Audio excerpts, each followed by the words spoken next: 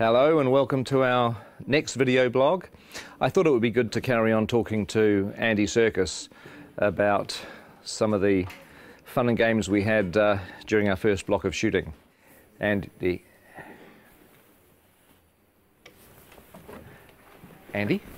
Where is he?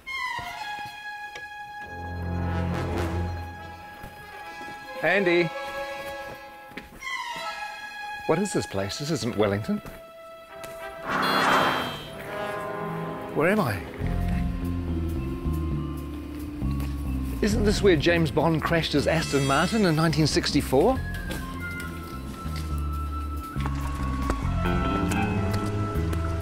And isn't this where Red Grant trained to be an assassin at the beginning of From Russia with Love?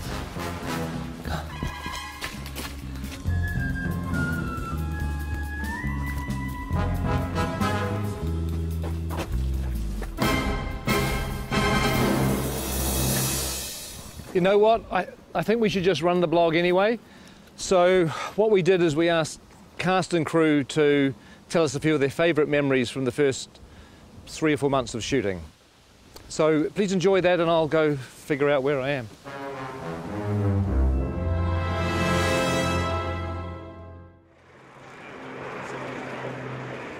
What are the things that stand out for you the most from the first block? I think for me, my favourite stuff we've done so far has been Gollum's cave. Was that precious?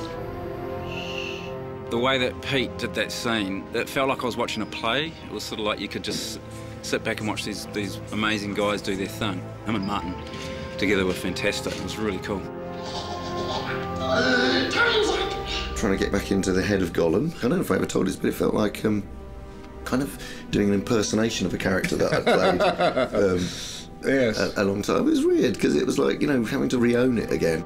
Yeah, it was pretty cool. It was a nice way of starting. I felt sorry for Martin because he was suddenly thrust into having to find the character of Bilbo and have to deal with you for a whole week, going at him the whole time. I mean, it must have been a bit intimidating. Blazes and splashes. That's a meaty mouthful. Yeah. It's going to be a good movie. Check it out. After 2 years of, oh my God, when are we ever going to shoot this film? We had 13 dwarves and a hobbit. We might have had a wizard as well. And suddenly, it's real. Seeing the sets were like amazing. That was true. I mean, coming to Bag End for the first time and walking through. That was our first day, wasn't it? It was, first day on the job. That was amazing. Can you name them? Name the dwarves. Ori Dori Nori, Biffa Bobba, Biffa... Biffa Bobba Biffa, Ori Nori, Nori. I can never remember. See, that's the problem. You can't even remember who they are. You have Philly and Killy. There's Thorin, and there's Loin, and there's Oin, and Dwalin and Balin, and there's Biffa, Boffa and Bomber, and then there are the 3 Dori, Nori and Ori. I think that's it, isn't it? I think so. 13 Dwarves is one of the reasons why I dreaded The Hobbit and why I really didn't think I was going to make it for such a long time. But the irony is it's turned out to be one of the joys of the film. Oh my God.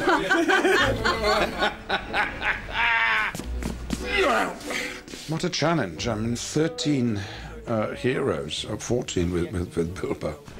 They all have to be differentiated in a way that isn't necessary in the book, but if you keep seeing them, you want to know who they are and specifically and what their attitude is and why they're on this journey. We need to move now! Come on! Some of the best memories were getting the dwarves ready. Everybody has helped these actors kind of find their way through lots of rubber and lots of hair. Walking through Weta and getting to see our designs and going, actually, God, I look amazing. I look the most amazing of anyone. That was probably the best day, wasn't it? Mm-hmm. Yeah. When you all said, gee, Jed's amazing. That's an amazing we did, yeah. Some of them actually look pretty bad before they get into the prosthetic. Some of them, in fact, for some of them, a prosthetic is making them look better, to tell you the truth, which says something. Mark Hadlow, for example, springs to mind. I have this lovely bit down here, and then this moustache that comes up here. I look stunning. Actually, I should be in centrefold. One of the things that quite early on we discovered was that Mark Hadlow likes to dress up in costumes, mainly sort of military type things. And the really weird thing about his sailor outfits is that below the waist, nothing. But again, you know... He's a nice bloke, though. A little bit to cut. A little bit to cut. One of them doesn't have to wear a beard. Yeah, well, we're all very, very jealous of that. Actually, he is the Aidan Turner. He's the sexy dwarf. I don't even think he's got a beard, actually. Mainly because he's not old enough to grow one. He's the hot one, I suppose, if you like that kind of thing. But if you like knitted cardigans and knitted mittens, then I'm your fella. If there was a boy band in Middle Earth, he would be the leader of the Robbie Williams of the dwarf world. Whereas you'd be roadie, I think. Yeah, the roadie. Bond would be a roadie. I think when people see the beards are going to come back in big time. They are. Huge. Give us a kiss. Gelek Dashudba. Gelek Dashudba. We've all learnt a bit of the dwarf language, Kosdor, so we all have a kind of selection of words to fall back on, curses and battle cries. And when we speak Dwarvish to each other most of the time when we're all set. Okay, here goes. And Peter can guess what it is, and then I'll tell people. Caused Belcour. Caused Belcour. Caused Belcour. Peter? It means mighty dwarf.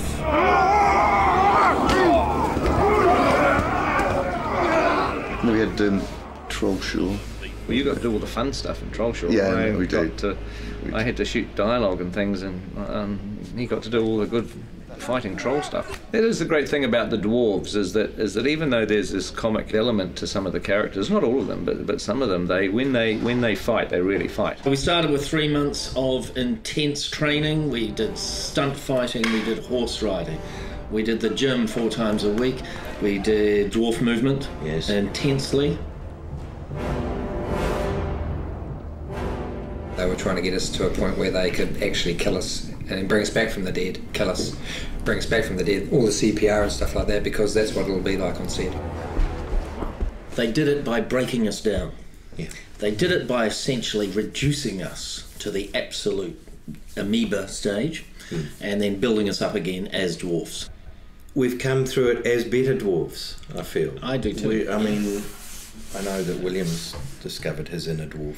I have. Well, we all have, actually. It's a frightening thing, but it's the job that had to be done. If I could say key moments in Block 1, arriving in Rivendell and meeting Elrond and dining at his table, it really feels like you're stepping into Middle-earth. There are some who would not deem it wise. What do you mean? You're not the only guardian to stand watch over Middle-earth. I remember it now, but later on. I love working with Hьюgo and Кейt. Back in Rivendell again, that was fantastic. Hello. Welcome. I still can't quite get over being on set with Ian as Gandalf, and then, Kate Blanchett with Galadriel and Hьюgo with Elrond, and you just feel like you step back into a movie again. It's kind of weird. Is this a new one? This is different. Yeah, different one. High points really, I think, was getting Kate Blanchett with a long train. Beautiful. Kate, that's beautiful. Maybe that is. They're all going to want one. Just don't ask me to walk anywhere. One of the things that I like is that we're getting a little bit of the music into the movie too, the songs. Tolkien wrote quite a few songs for The Hobbit. I got to sing a song. You want to hum a few bars for us now? Oh, it's a classic song. It's after sort of Cole Porter, Gershwin, that type of thing. There's an inn, there's a merry old inn beneath an old grey hill. He squeaked and soared and quickened the tune while the landlord shook the man in the moon. It's after 3, he said. I think it'd be great if Dwalin just yelled the whole thing. Yeah. So the cat... Oh, they'll swallow the tipsy cat. Is this the Metallica version? Who is this? That's the Metallica version. Well, I'll be singing at the Oscars is a different matter, but hopefully some people might sing it in the shower. Excuse me. I think this is a Peter Jackson question. Which dwarf would you like to invite to dinner? Well, I wouldn't invite any of them except myself. I'm afraid that the table manners aren't of the best. But you get your fist when you do that! They would not want Biffa over for dinner. He would be like the bottom of the line. Ori, because he'd be very polite. Excuse me. Well, it'd be me, obviously, because I'd cook. Stephen Hunter does pretty well with the bad table manners. He just eats so much. Have you seen the size of him? I mean, oh good lord. He's enormous. I've tried to talk to him about cutting down his cholesterol and his butter intake. I don't think you'd invite Nori because he'd steal all the silverware. You'd never invite Graham McTavish because he would sit there and glare at you and show his forearms all night. Dwallin's a real warrior. When he parties, he goes completely mad, like so many Scottish people. Here you go. Well, the words kettle black calling pot come to mind. I don't think you'd invite any dwarf to dinner, actually. I wouldn't have them all together, though. Not 13, maybe a couple at a time. Special person to meet here, John Rhys Davies. It was fun on one of the days that we were in Bag End with the dwarves that John Rhys Davies came to visit. Oh, yeah? And it was great to introduce him not only to Gloin, who's his father in the story, but also to all the other dwarves.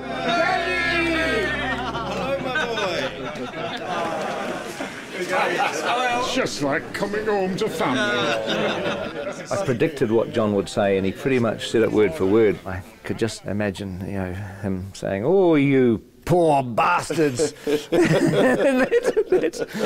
that's pretty much what he went on to say. You poor buggers.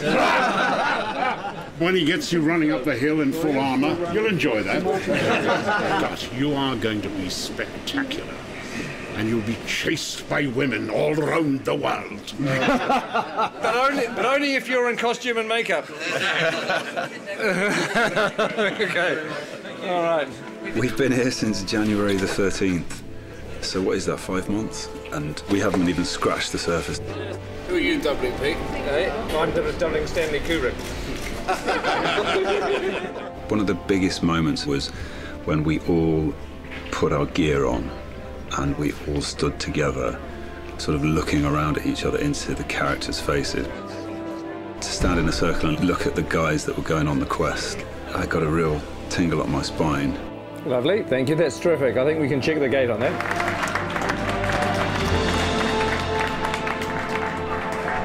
Thank you very much. Thank you, guys. Thanks, guys. Thanks very much. Thank you. Bittersweet moment, but it's time to leave. Hasta la vista. Then driving off. I'm waiting for somebody, sorry. It could have been you. I know. Just go. Oh, really? Yeah, just go. We've had enough. Go. Are you wrapped? No, I'm not wrapped. They're keeping the good people. Okay. Oh, hey, go again. We'll go now. Hey. Okay, we'll go now. It's a bittersweet moment, but it's time to leave. Hasta la vista. Well, I hope you enjoyed that. I don't know whether there'll be any more because I have to find New Zealand, which I've lost. I think it's over here. Who is that odd little fellow?